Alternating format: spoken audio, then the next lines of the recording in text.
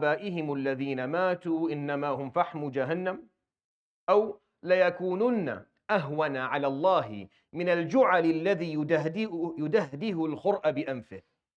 What he's saying, عليه الصلاة والسلام, this is the first piece of the hadith.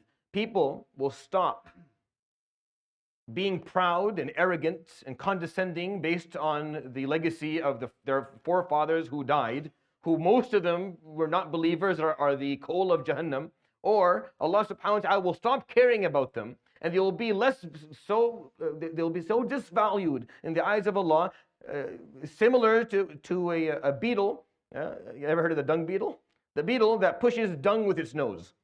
And that's the term he used, alayhi salam. It'll be less valuable to Allah subhanahu wa ta'ala than the dung beetle is to you.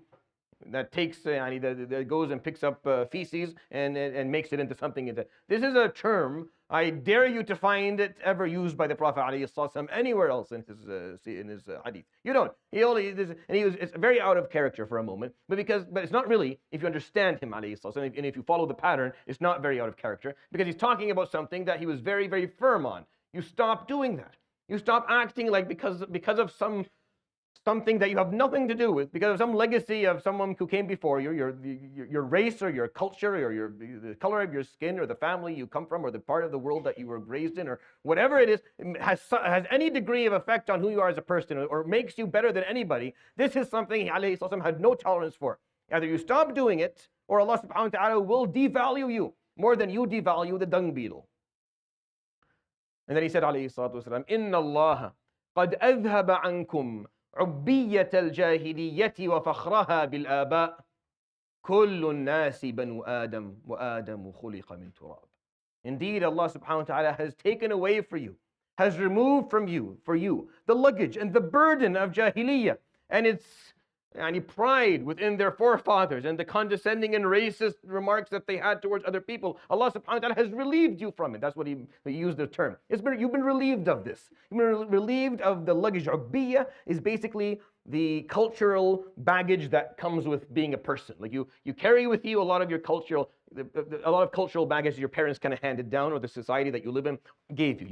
We don't even notice it. We don't even notice that we see the world through a lens that we didn't actually manufacture ourselves. Someone else put it on our eyes.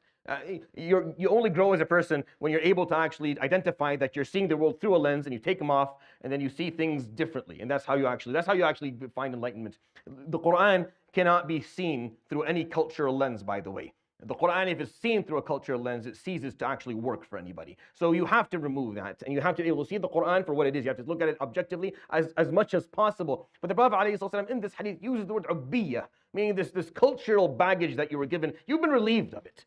And the need to be proud of your forefathers and use that to condescend toward others, you've been relieved of doing that. Why? Because he says, because all of you are the sons and daughters of Adam, and Adam comes from the soil of the earth. Period. You're done. Easy. You all have the same origin, from same background. Doesn't matter whether you're from African, Asian, European, Latin America, North American, Australian descent. It doesn't matter what you look like, what color of skin you have, what your eyes look like, what your mouth looks like, how long your nose is, how tall you are, how short, how fat, doesn't matter what language you speak, and what doesn't make a difference, because you come from the exact same origin. Your forefather is Adam alayhi salam, and Adam was created from the soil of the earth. So there's no point. I can't feel that I'm better than anybody, because all I have to do, if we just go back far enough in terms of our lineages, we all meet the same person. So it's ridiculous to even think of I'm from this family, so I must be better. No, that's not how this is done.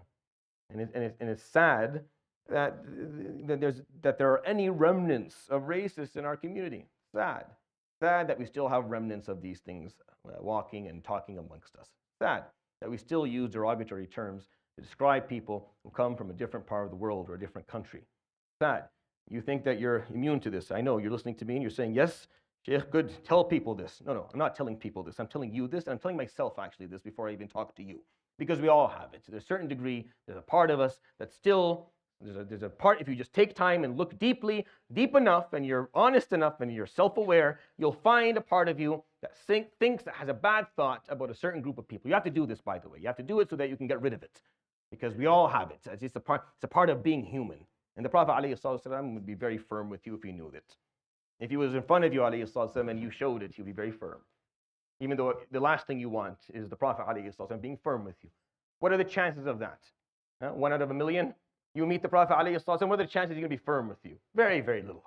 The chances are he will put his hand on your chest and make dua for you, and you will. It's very the possibility of you getting a firm reminder from him is very, very, very unlikely. But it could happen if you have a little bit of racism going on somewhere.